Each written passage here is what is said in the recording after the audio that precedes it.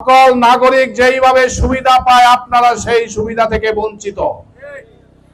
আগামী 12 তারিখের পরে আমাদের নেতা জনাব তারেক রহমান ইনশাআল্লাহ প্রধানমন্ত্রী হবে এবং সেই প্রধানমন্ত্রী হওয়ার জন্য আপনাদের একটি ভোট অতি মূল্যবান। আপনারা যদি ধানের শীষে একটি ভোট দেন সেই ভোটটি পাবে তারেক রহমান।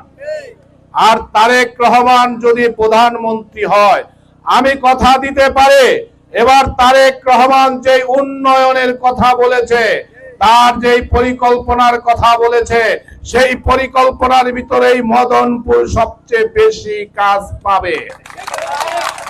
এই মদনপুরের মানুষের স্বাস্থ্য সেবা দরকার।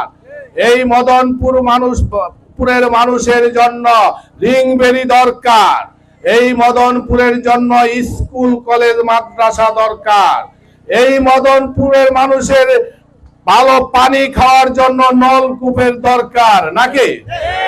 এই মদনপুরের জন্য রাস্তাঘাট দরকার।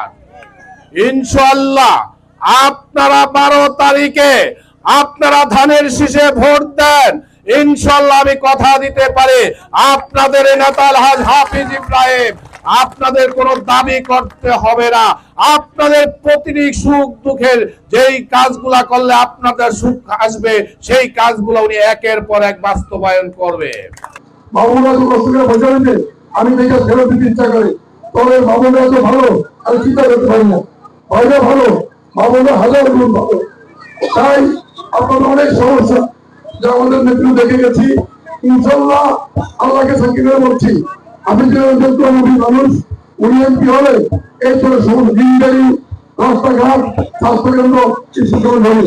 আমরা তাকে দূরাত্রে অনুরোধ করছি আপনারা আমার ভোট দিবেন।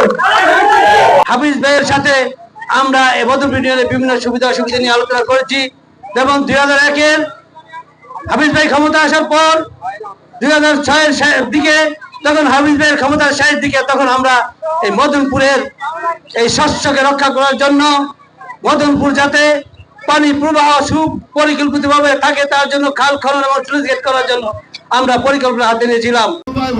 তিনি কে?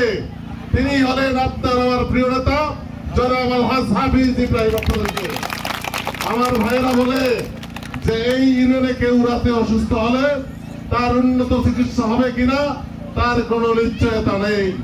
এখানে আমাদের জমিগুলিতে ফসল ফলিয়ে আমরা ফসল ঘরে তুলতে পারবো কিনা সেই ন্যায় বিচার এখানে নেই। এখানে জুলুম আছে, অত্যাচার আছে, যেটি এই 17 বছর এখানে জেগে বসেছে। আজকে যদি মুক্তি চান, যদি সমৃদ্ধি চান, ন্যায় বিচার চান, আমরা ওয়াদা করতে পারি জনাব আলহাজ হাফিজ ইব্রাহিমের পক্ষে এই মদনপুরে ন্যায় প্রতিষ্ঠিত হবে।